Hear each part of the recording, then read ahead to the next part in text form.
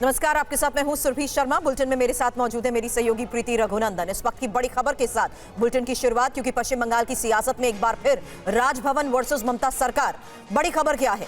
TMC सांसद कल्याण बनर्जी के आरोपों के बाद आज राज्यपाल सीवी आनंद बोस ने कोलकाता पुलिस और राजभवन पुलिस, साथ ही सीआरपीएफ और बॉम्ब स्क्वाड, डॉग स्क्वाड को राजभवन बुलाया और पूरे राजभवन की जांच करवाई। फिलहाल आपको पूरा मामला भी बता दें कि कल्याण बनर्जी ने यह आरोप लगाया था कि राजभवन में हथियार और गोला बारूद बांटे जाते हैं।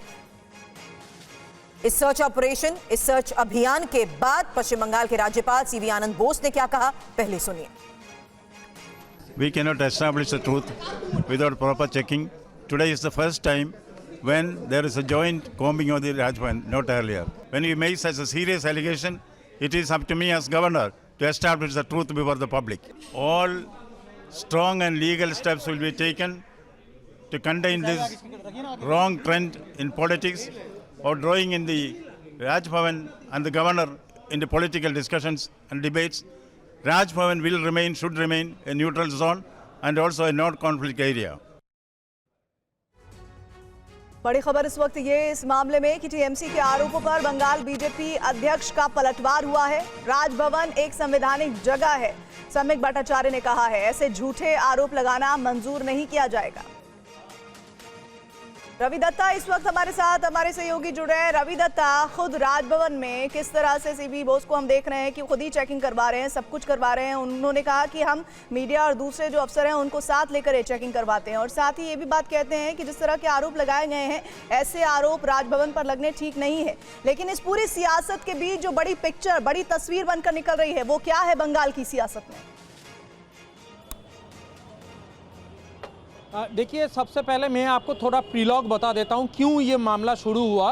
कुछ दिन पहले राजभवन में कुछ गाड़ी घुसे थे, और राजभवन में दो टाइप की सिक्योरिटी होता है, एक तो सीआरपीएफ होता है और बाहर में कोलकाता पुलिस होता है। तो सीआरपीएफ के कुछ जवानों ने कहा था 2-3 गाड़ी जो आ रही है, कोलकाता पुलिस उसको चेक ना करे और सीधा राज्यपाल के पास पहुँच जाएंगे। मामला यहीं से शुरू हुआ और कल्याण बनर्जी ने सवाल उठाए कि ऐसा क्या था वो 2-3 गाड़ी में जो कि राजभवन के अंदर गई है और जिसको कोलकाता पुलिस को चेक नहीं करने दिया जा रहा है, क्योंकि कोलकाता पुलिस का जुरिस्डिक्शन है राजभवन का, कुछ होता है तो उसका सिक्योरिटी का। अब इसको लेके मामला गंभीर हुआ, तब जाके कल्याण बनर्जी ने कहा ज़रूर उन गाड़ियों में गोला बारूद बॉम्ब ऐसा कुछ जा रहा था, जिसके चलते राजभवन की सिक्योरिटी को उसको चेक नहीं करने दिया गया। और इस पूरे मामला जो अभी जो सामने आया है काफ़ी गंभीर है और जिसको राज्यपाल ने गंभीर संगीन लिया है।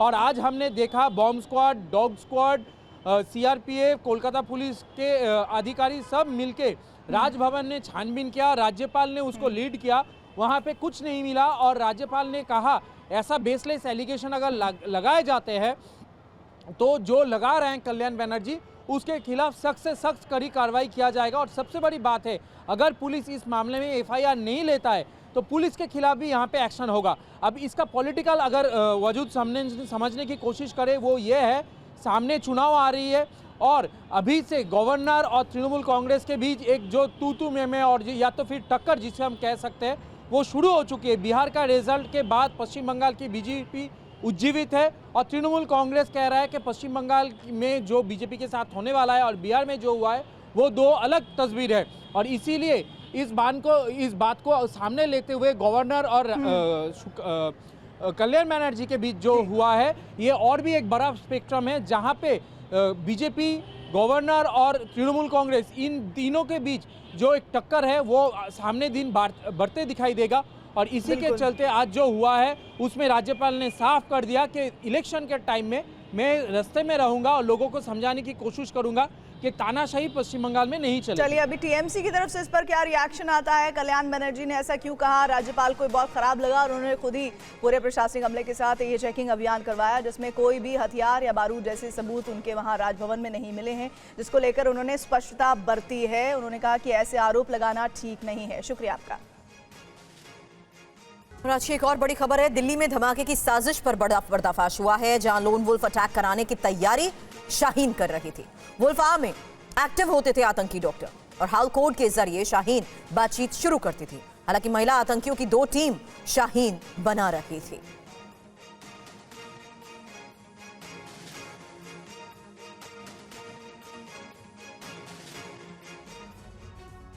और अब आपको हम बताते हैं कि आखिर डॉक्टर शाहीन सईद का लोन वुल्फ अटैक प्लान था क्या, कैसे कोड के जरिए पूरी आतंकी साजिश रची जाती थी।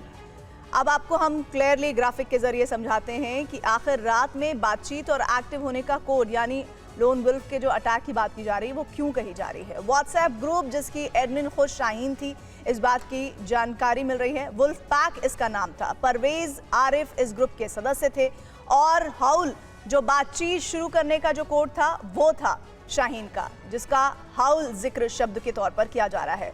औरोरा महिला आतंकियों की पहली टीम जिसका ग्रुप का नाम रखा गया था। इसके अलावा लूना नाम रखा गया था महिला आतंकियों की दूसरी टीम का। अल्फा नाम रखा गया था मैडम सर्जन उर्फ शाहीन का जो नाम था वो अल्फा रखा गया था और स्पैरो आरिफ के नंबर के आगे लिखा था। तो ये कोड वर्ड से जिनका जिक्र किया गया था, इसके अलावा और भी जानकारी है। इसमें एक और नाम था जिसका ग्रिफिथ नाम किया जा रहा है, जिसमें सर्नलिस नाम की बजाय कोड नेम रखा गया था। बड़ी बातें क्या है, सिर्फ रात के वक्त यानी वुल्फ आर में ही इस पर बातचीत होती थी। वो समय क्या होता था, वो होता था रात के 11 बजे से 2 बजे जब ये ग्रुप एक्टिव रहता था। शाहीन लोन वुल्फ अटैक की बात कहती थी, इस बात के लगातार साक्ष्य मिले हैं। सबसे बड़ी बात यह कि सबसे पहले परवेज ने लोन वुल्फ अटैक की बात पूछी। माता भेड़ियों औरोरा लूना के नाम पर यह टेरर ग्रुप था, इस बात के तथ्य मिले हैं। अभी और भी डिकोड होना इनको करना बाकी है, जिस पर लगातार खुफिया एजेंसियां काम कर रही हैं। और आइए आगे। दिल्ली ब्लास्ट मामले में जांच एजेंसियों को आतंकी साजिश के बारे में कई अहम सुराग मिले हैं। जांच के दौरान ये बात सामने आई है कि गिरफ्तार डॉक्टर शाहीन, उसका भाई परवेज और अन्य साथियों की गतिविधियां देर रात यानी वुल्फ आर में सबसे ज्यादा सक्रिय रहती थी। रात 11 बजे से 2 बजे के बीच ग्रुप से जुड़े लोग आपस में संपर्क करते थे। जांच में मिले चैट बॉक्स, संदेशों और बातचीत के पूरे ब्यौरे से ये साफ हो गया है कि रात का अंधेरा इनके लिए सुरक्षित कवच था। जांच एजेंसियों को पता चला है कि शाहीन हाउल कोड के जरिए बातचीत शुरू करती थी।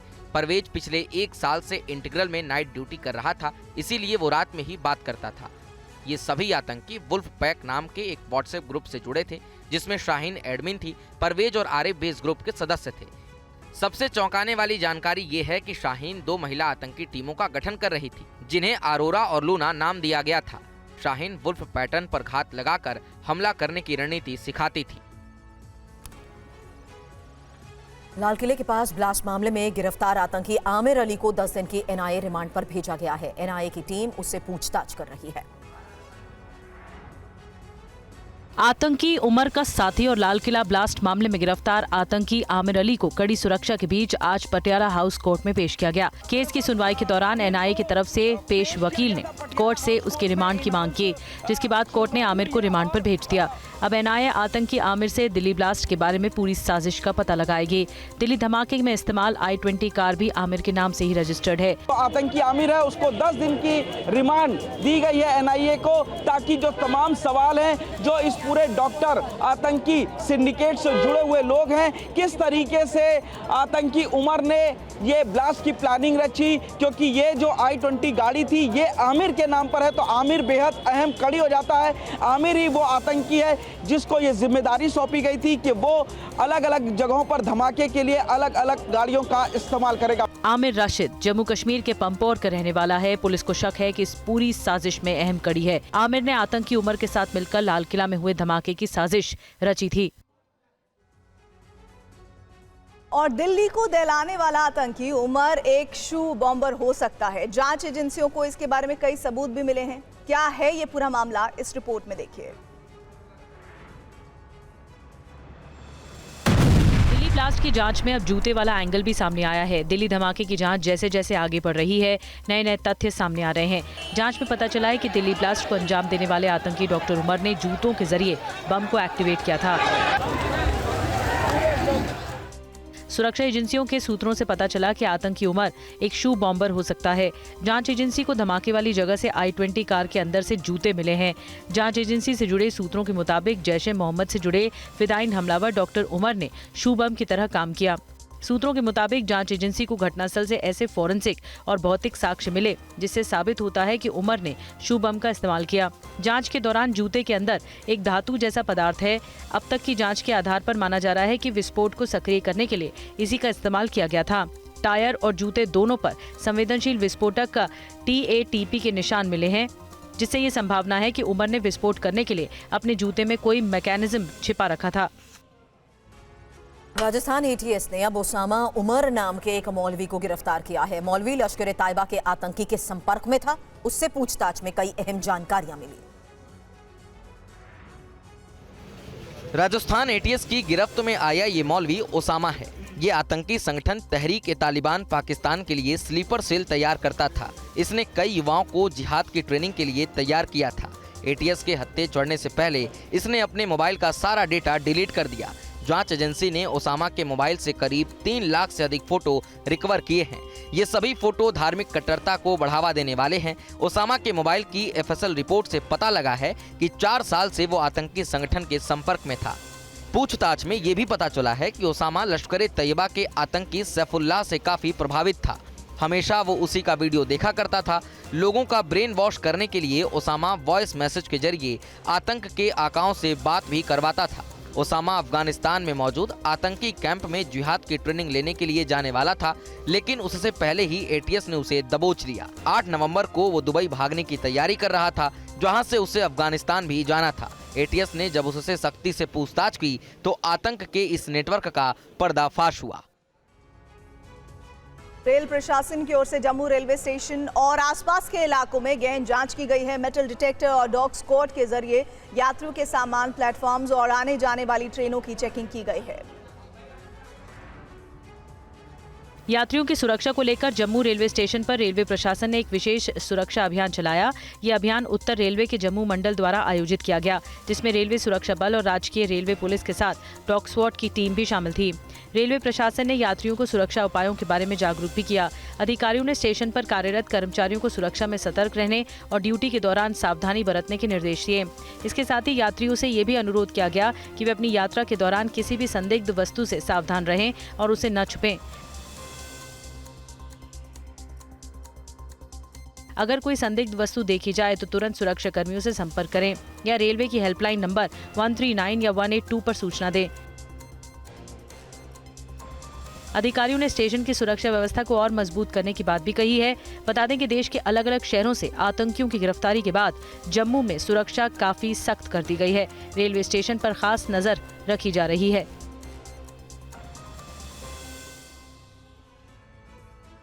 और दिल्ली ब्लास्ट के बाद चर्चा में आई अल फलाह यूनिवर्सिटी के संचालक का भाई हैदराबाद से गिरफ्तार हुआ है और उसके ऊपर मध्य प्रदेश के महू में बड़े पैमाने पर वित्तीय धोखाधड़ी करने के आरोप है। मध्य प्रदेश की महू पुलिस ने 25 साल से फरार हमूद सिद्दीकी को हैदराबाद से धर दबोचा। हमूद सिद्दीकी अल फलाह यूनिवर्सिटी के संचालक जावेद सिद्दीकी का भाई है। ताबिर हमने मिस्टर हमूद सिद्दीकी को हैदराबाद से पकड़ाया है।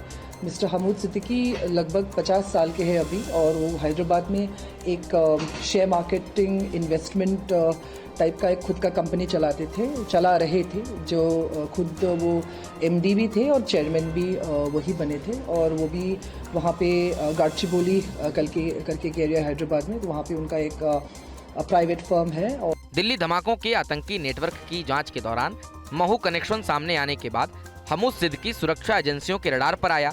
उस पर महू में चिटफंड के नाम पर बड़े पैमाने पर धोखाधड़ी करने का गंभीर आरोप है।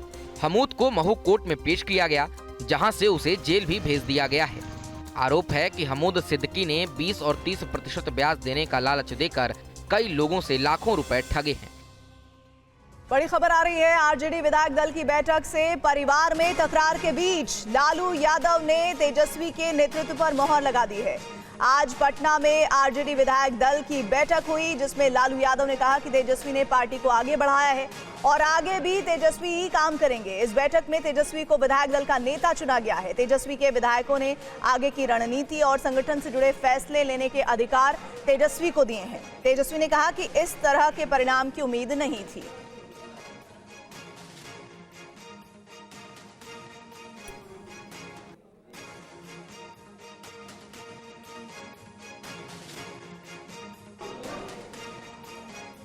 आनंद पांडे हमारे साथ जुड़ गए हैं। आनंद, तमाम गतिरोध के बीच आरजेडी में इस बात की तस्दीक होना कि विधायक दल का नेता अगर कोई है तो तेजस्वी यादव है, और खुद लालू यादव ने इस बात को कहा है और साथ ही बाकी विधायकों ने सहमति जताई है। क्या इस फैसले से, इस जेस्चर से माने कि एक मैसेज देने की कोशिश आरजेडी कर रही है कि सब कुछ पार्टी में ठीक ठाक है? जी बिल्कुल, आज जो बैठक थी, पहले बैठक हुई उन सभी प्रत्याशियों की जो जीते हैं और हारे उन सभी प्रत्याशियों की बैठक हुई और उसमें उनका फीडबैक लिया गया, हर विधानसभा का फीडबैक लिया गया, खासतौर से उन सीटों का फीडबैक लिया गया जहां पे कम मार्जिन से आरजेडी के उम्मीदवार हारे हैं। तेजस्वी ने पूछा कि अगर आपको कोई ईवीएम में गड़बड़ी नजर आई या हमारे वोटर्स को वोट देने से रोका गया, आपको इसके बारे में कोई जानकारी है या कोई सबूत है तो आप हमें दीजिए, हम आप आगे इसको चुनाव आयोग के साथ इस बारे में शिकायत करेंगे। वहीं इसके तुरंत बाद जब विधायक दल की बैठक हुई तो इसमें लालू यादव, राबड़ी देवी, मीसा भारती समेत जो विधायक भी मौजूद थे और साथ ही साथ जो पार्टी के सांसद है वो लोग भी मौजूद थे। और उस बैठक में लालू यादव ने साफ तौर पे कहा कि तेजस्वी यादव ने आरजेडी को आगे बढ़ाया है, उन्होंने बहुत मेहनत की है और आगे भी ये जिम्मेदारी तेजस्वी यादव ही संभालेंगे, यानी कि तेजस्वी यादव के जो नेतृत्व है उसके एक बार फिर लालू यादव ने राबड़ी देवी, मीसा भारती और सभी विधायकों की मौजूदगी में मुहर लगाई। और वहीं दूसरी तरफ तेजस्वी यादव ने कहा कि जो नतीजे आए हैं चुनाव के, उसकी उनको बिल्कुल भी ऐसी उम्मीद नहीं थी, दूर दूर तक ऐसा दिखाई नहीं दे रहा था कि इतनी बुरी हाल हो जाएगी आरजेडी की। लेकिन उन्होंने ये भी कहा कि अब जो मैंडेट आ गया उसको हमको स्वीकार करना है, लेकिन आगे हमको चल के जनता के मुद्दे उठाते रहेंगे और हम सरकार से सवाल पूछते रहेंगे। और यही काम उन्होंने सभी आरजेडी के विधायकों को दिया कि आप अपने अपने क्षेत्र की जो भी समस्या है उसको लेकर उठाइए, जनता के बीच जाइए और सवाल सरकार से सवाल पूछिए। हालांकि ये कोशिश थी आनंद आज इस पूरे बैठक के दौरान जब विधायक दल का नेता तेजस्वी को चुना गया कि पार्टी एक पेज पर है, इस बात को दिखाने की कोशिश की जाए और वैसा हुआ भी। हालांकि एक सवाल बनता है कि रोहिणी के जो लगातार ट्विटर या एक्स के जरिए स्टेटमेंट्स आ रहे हैं उस पर कोई रिएक्शन हुआ? मुझे लगता है कि इस पर अभी तक कोई बात सामने नहीं है। शुक्रिया इसका आनंद, आपका जानकारी और डिटेल्स देने के लिए। और बड़ी खबर है, बिहार में नई सरकार के गठन की तैयारियां तेज हो गई हैं, जहां नीतीश कुमार ने कैबिनेट मीटिंग के बाद राजभवन पहुंचकर राज्यपाल से की मुलाकात और 19 नवंबर को विधानसभा भंग करने की सिफारिश की। नीतीश कुमार ने आज अपने मौजूदा कैबिनेट की आखिरी बैठक की। इसमें 17वीं विधानसभा भंग करने की सिफारिश की गई। बैठक के बाद सीएम नीतीश कुमार विधानसभा भंग करने का प्रस्ताव लेकर राज्यपाल के पास पहुंचे और 19 नवंबर को मौजूदा विधानसभा भंग करने की सिफारिश की। 19 नवंबर को ही बिहार विधानसभा का कार्यकाल खत्म हो रहा है। वर्तमान विधानसभा को विघटित करने की अनुशंसा कैबिनेट ने की है, जो मुख्यमंत्री जी के माध्यम से मुख्यमंत्री जी के द्वारा अभी महामहिम को दे दिया गया है। बीजेपी विधायक दल की बैठक 19 नवंबर को सुबह 10 बजे पार्टी के पटना कार्यालय में होगी। इस बैठक में बीजेपी विधायक दल का नेता चुना जाएगा। उसके बाद एनडीए की संयुक्त बैठक होगी और एनडीए के विधायक दल का नेता चुना जाएगा। इस बीच 20 नवंबर को पटना के गांधी मैदान में नई सरकार के शपथ ग्रहण की तैयारी की जा रही है। शपथ समारोह में प्रधानमंत्री नरेंद्र मोदी भी शामिल होंगे। 243 सीटों वाली विधानसभा में एनडीए ने 202 सीटें जीतकर प्रचंड बहुमत हासिल किया है। बड़ी खबर आ रही है, आजम खान और बेटे अब्दुल्ला आजम फिर जेल गए। आजम खान और उनके बेटे को 7 साल की सजा हुई है। फर्जी पैन कार्ड मामले में दोषी करार दिए गए हैं। रामपुर की एमपी एमएलए कोर्ट ने यह फैसला सुनाया है। आजम खान 23 सितंबर यानी 2 महीने पहले ही सीतापुर जेल से रिहा हुए थे, जबकि उनके बेटे अब्दुल्ला 9 महीने पहले हरदोई जेल से रिहा हुए थे। अदालत का फैसला है, क्या कहेंगे सर? इसको 7 साल की सजा सुनाई बेहतर है। गुनाहगार समझा तो सजा सुनाई है। तो 2 महीने बाद फिर सलाखों के पीछे आजम खान। हालांकि अभिजीत ठाकुर हमारे सहयोगी इस बड़ी खबर पर और जानकारी के साथ हमें ज्वाइन कर चुके हैं। फिलहाल क्या खबर सामने आ रही है इसको लेकर अभिजीत?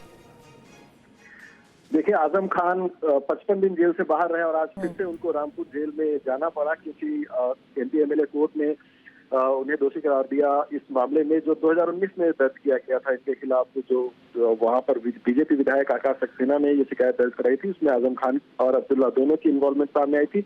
2 पैन कार्ड रखने का ये मामला है और इसी मामले में दोषी पाया गया है और इन्हें 7 साल की सजा सुनाने के साथ साथ 50,000 रुपए का जुर्माना भी इनके ऊपर लगाया गया है। तो आजम खान जब जेल से बाहर निकले थे पूरे लाव लश्कर के साथ, तो उनके लिए राहत भरी खबर बताई जा रही थी, लेकिन यहाँ पर उनके लिए मुश्किलें कम होती नजर नहीं आ रही और एक और मामले में आज दोषी करार देते हुए उन्हें कोर्ट ने वापस जेल भेज दिया है। शुक्रिया अभिजीत पूरी जानकारी के लिए। दो तस्वीरें भी हम दिखा रहे हैं, जहां पहली तस्वीर 23 सितंबर 2025 की है, जब सभी मुकदमों से बरी होने के बाद आजम खान जेल से बाहर आए, और आज की तस्वीर जिसके बारे में हमारे सहयोगी अभिजीत जानकारी भी दे रहे थे, एक और ऐसा फैसला जिसके तहत आजम खान एक बार फिर से जेल में है। 2 पैन मामले में आजम खान फिर जेल गए।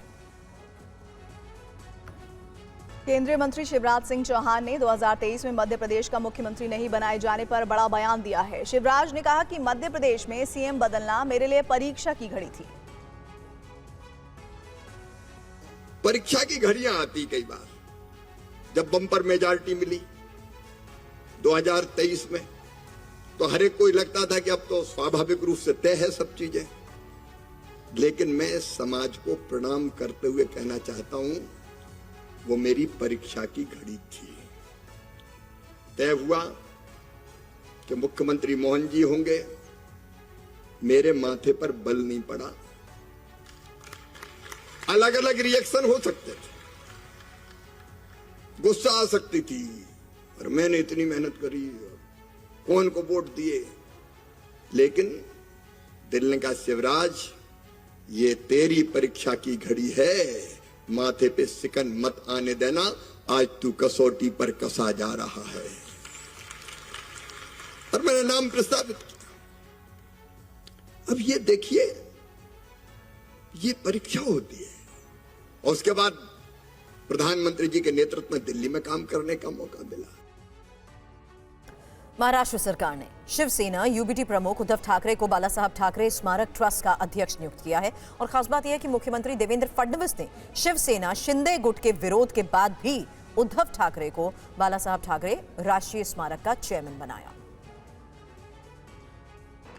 हम इस वक्त शिवाजी पार्क के उस मेयर बंगले के पास मौजूद हैं, जिसके अंदर बाला साहेब ठाकरे की स्मृतियों को संजो कर रखा जा रहा है। ये बाला साहेब ठाकरे राष्ट्रीय स्मारक जो है वो बनाया गया है, एक प्राधिकरण बनाया गया है बाला साहेब ठाकरे नेशनल मेमोरियल का, और इस प्राधिकरण की जो शुरुआत है वो 2019 में खुद उद्धव ठाकरे ने तब की थी, जब वो महाराष्ट्र के मुख्यमंत्री बने थे। उन्होंने ये प्राधिकरण बनाया था, और जो मेयर बंगलो है उसे इस प्राधिकरण का मुख्य जो कार्यालय है वो बनाया गया था। इसके अंदर बाला साहेब ठाकरे की तमाम जो स्मृतियां हैं वो संजो कर रखी गई हैं। बाला साहब ठाकरे ने जब अपने जीवन में कार्टूनिस्ट के तौर पर अपने करियर की शुरुआत की, उसके बाद वो कैसे उन्होंने 1966 में शिवसेना पार्टी की स्थापना की, तो बाला साहब ठाकरे ने महाराष्ट्र की जनता को कैसे एकत्रित किया और कैसे उस समय की तमाम वामपंथी पार्टी, कांग्रेस पार्टी और अलग अलग पार्टियों को चुनौती दी, उनकी तमाम जो धरोहरें हैं, यादें हैं, वो इस बाला साहब ठाकरे नेशनल मेमोरियल में संजो कर रखी गई हैं। और अब बात TV9 भारतवर्ष के सत्ता सम्मेलन छत्तीसगढ़ की। सरकार और सुरक्षा बलों के प्रयास से नक्सली खात्मे के कगार पर है। इस मुहिम में महिला जवान और अफसर भी पुरुषों से कंधा मिलाकर खड़े हैं। सत्ता सम्मेलन में हमने उनसे खास बातचीत की। जो हमारे बीच डेप्यूटी एसपी जो यहाँ पर मौजूद है, मैम, मैं उनसे शुरुआत करूंगा। मैम, सबसे पहले मैं आपसे ही शुरू करूंगा। आपने मुझे अभी बताया था कि कैसे आप छत्तीसगढ़ की पहली डेप्यूटी एसपी हैं जो 350 के बल को लीड कर रही थी। देखिए, अपने आप में चैलेंज है नक्सलियों से लड़ना। बखूबी अपना कर्तव्य निभा रही थी, लेकिन वो एक फीमेल थी। उनके लीड करने के लिए, उनको असिस्ट करने के लिए, उनकी समस्याओं को समझने के लिए पहले कोई अधिकारी सामने नहीं हुआ करते थे, जिससे थोड़ी सी बिखराव की स्थिति होती थी या फिर उनका मनोबल टूटता था, जिसके लिए हमारे एसपी सर ने एक पहल शुरू की कि अगर कोई हमारे बस्तर फाइटर की फीमेल जवान इस अभियान में बखूबी अपना भूमिका निभा रहे हैं, तो क्यों ना एक ऑफिसर, फीमेल ऑफिसर अपनी भूमिका निभाएं। खबर सुप्रीम कोर्ट से है। आज सुप्रीम कोर्ट में 2 शराब कंपनीज के बीच ट्रेडमार्क विवाद को लेकर सुनवाई हुई, और शराब की बोतलें और टेट्रा पैक पेश किए गए, जिससे जस्टिस कांत हैरान रह गए। कोर्ट ने पूछा कि क्या टेट्रा पैक में जूस है। उन्हें बताया गया कि टेट्रा पैक में भी शराब है, जिस पर कोर्ट ने चिंता जताई, और कोर्ट ने कहा कि टेट्रा पैक में शराब आसानी से स्कूलों तक भी ले जाई जा सकती है, क्योंकि ये जूस जैसी दिखती है। आपको बता दें कि सुप्रीम कोर्ट में शराब बेचने वाले 2 ब्रांड के बीच ट्रेडमार्क विवाद में ही वरिष्ठ अधिवक्ता मुकुल रोहतगी ने जब अदालत में बोतलें पेश की, तो ये बड़ी खबर सामने आई कि किस तरीके से टेट्रा पैक में भी आसानी से ये शराब दी गई है। हालांकि अगली सुनवाई इस मामले में जल्द हो सकती है और आदेश की भी उम्मीद है। पीयूष पांडे इस पर और जानकारी के साथ हमें ज्वाइन कर चुके हैं। आज की सुनवाई के तहत क्या बड़ी बातें इस पूरे मामले को लेकर पीयूष सामने आई हैं? बिल्कुल, देखिए, जब मुकुल रोहतगी ने वो बॉटल्स कोर्ट के सामने पेश की तब कोर्ट ने बड़ी हैरानी जताई कि आखिर ये स्कूली बच्चों के सामने अगर आएगा तो वो आसानी से हासिल कर सकते हैं। और टेट्रा पैक में शराब बेचने पर सुप्रीम कोर्ट ने कड़ी नाराजगी जताई। सुप्रीम कोर्ट ने ये भी कहा कि आखिर राज्य सरकारें और सरकारें इसकी इजाजत कैसे दे सकती हैं, क्योंकि सुप्रीम कोर्ट का ये मानना था कि स्कूली बच्चे आसानी से इसे हासिल कर सकते हैं। और ये मानते हुए सुप्रीम कोर्ट ने कड़ी नाराजगी जताई। और इस मामले पर जब अगली सुनवाई होगी तब जाहिर है कि सुप्रीम कोर्ट कोई ना कोई स्पष्टता लाने के लिए इस मामले में निर्देश जारी करेगा। शुक्रिया पीयूष, पूरी जानकारी के लिए आपका। भोपाल से बड़ी खबर आ रही है। पुलिस ने बड़ी कार्रवाई करते हुए नकली नोटों की फैक्ट्री का भंडाफोड़ किया है। फर्जी करेंसी की फैक्ट्री चलाने वाले शख्स को गिरफ्तार किया गया है। मध्य प्रदेश पुलिस ने नकली नोट गिरोह के खिलाफ बड़ी कार्रवाई करते हुए भोपाल, खंडवा, रतलाम में कई अभियुक्तों को गिरफ्तार किया है। इनके पास से लाखों रुपए के मूल्य के नकली नोट भी बरामद हुए हैं। 500 का नोट लिए था, वो 500 का नोट देता था और राशि लेता था, 480 वापस लेता था और लेके आगे बढ़ जाता था। इस मामले में सरकार सख्त एक्शन की बात कर रही है तो विपक्ष सरकार पर सवाल खड़े कर रहा है। ये सुनिश्चित किया जाएगा कि इसकी जांच हो, यदि कहीं ये कोई ऑर्गेनाइज सेक्टर में यदि ये हो रहा है तो उस पर भी पूरी जांच की जा रही है। मध्य प्रदेश का गृह विभाग शून्य है। देश में एनसीआरबी के आंकड़े भी ये बताते हैं।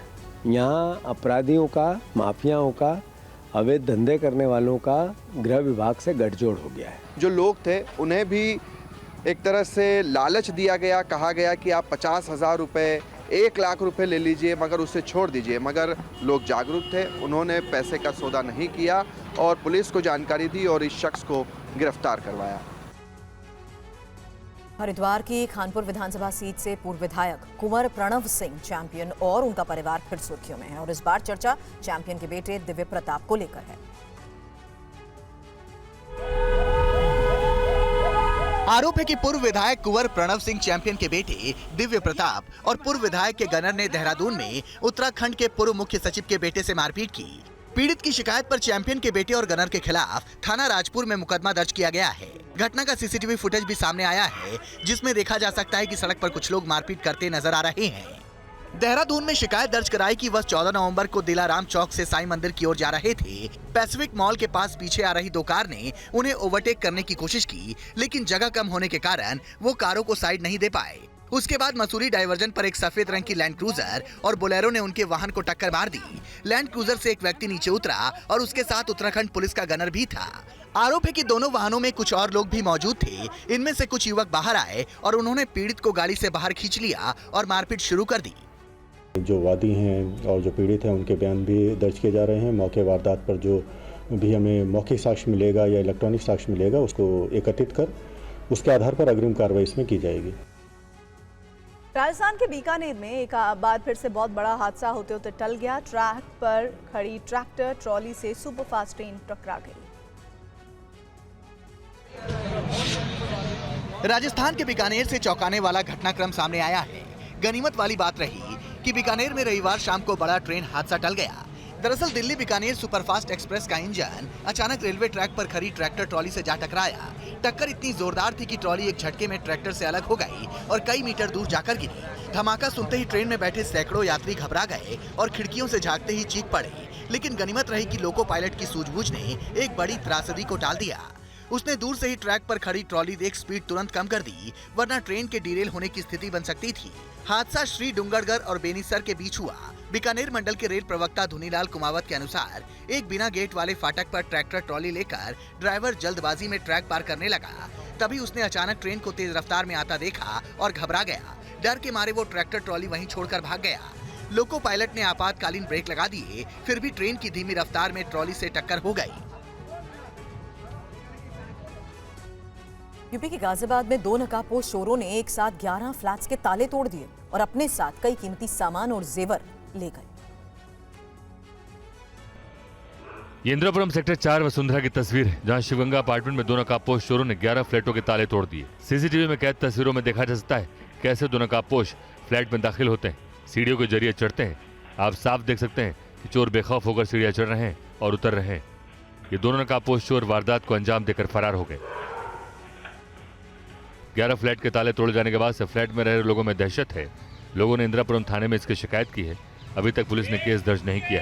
कुछ मकानों के फ्लैट ताले तोड़े गए हैं। एक मकान में चोरी हुई है जिनका 30,000 रुपया कैश नगद गया है, बाकी कुछ चीज़ उनकी वहाँ से गायब हुई है। तो हमने कंप्लेंट की, FIR करने के लिए हमने कोशिश की, चौकी में गए हम लोग, उन्होंने FIR नहीं की हमारी, ठीक है ना।